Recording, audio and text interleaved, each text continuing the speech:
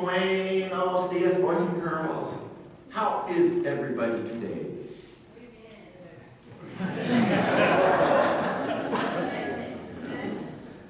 Good morning, Methodists. What's happening?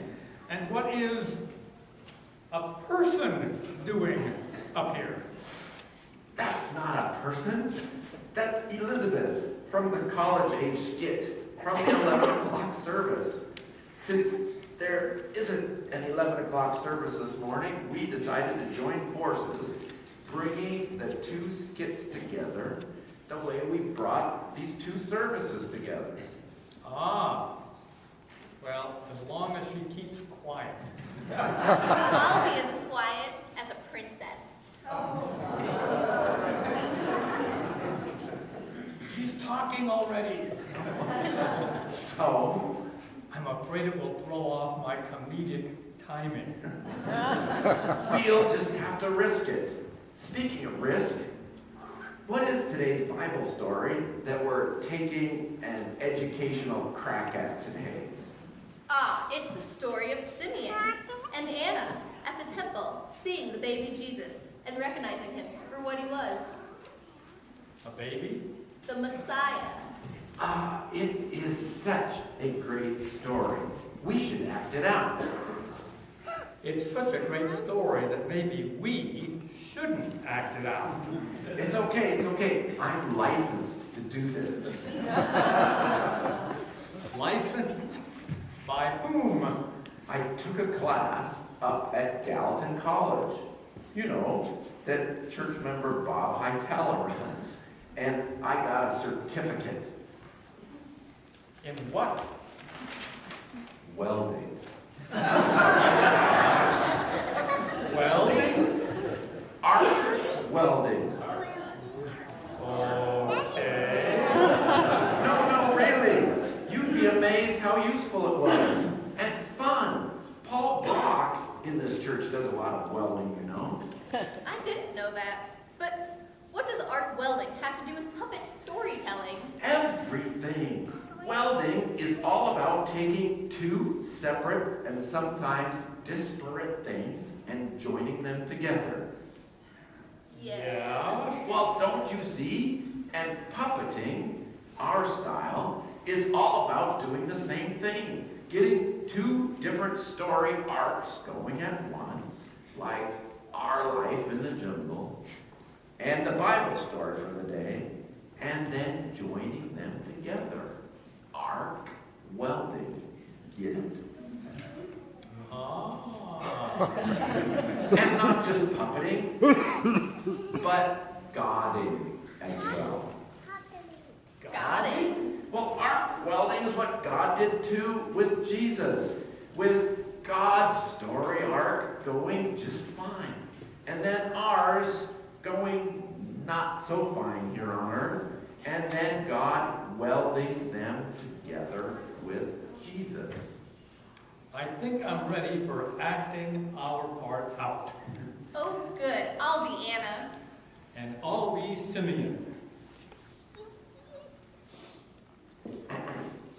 And I'll be, well, I guess that leaves Mary, Joseph, and Jesus. Good thing I'm versatile. But remind me of the story first. Remember? Both Simeon and Anna were righteous, holy, devout followers of God. And they knew from the Bible that God had promised that the Messiah would come. And they followed God in their ways their whole long lives. And they loved God and their neighbors. And Simeon had been told by God that before he died, he would get to meet the Messiah, the one come to redeem Israel and the world. And they waited on the temple steps every morning until that day.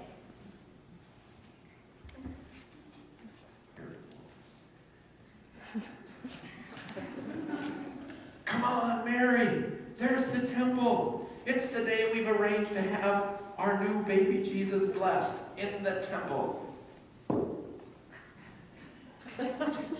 I'm coming. Isn't he beautiful? I still can't believe this is all happening. The stable, the angels, the wise men, God's promises. I can't wait to see how this all works out. Look, there's old Simeon and Anna waiting at the temple steps as they do every day. This should be interesting. Praise God. That's not supposed to happen. Praise God. Lord, now let your servant depart in peace according to thy word, for mine eyes have seen thy salvation, which thou hast prepared before the face of all people, and the glory of thy people Israel, a light to lighten the Gentiles. And thus does God keep his promises. Thank you, Lord of hosts, God on high, God of righteousness and hope, for this is the one spoken of in Scripture, your Son, come to redeem the world. You see, Simeon and Anna, somehow, they recognized what no one else on earth understood at that time. That this wasn't just a new king, or just a new prophet for one people, for one spot on earth, but that this was the Savior of the world. Everything, all stories, all expectations, and hopes and suffering had come together in this one gift, and thus wrapped God's arms so tight around us all, connecting us in love so that they can never be parted. Art Welding. I get it. Amen. Amen. And now, is this a great day for seeing the Messiah or what?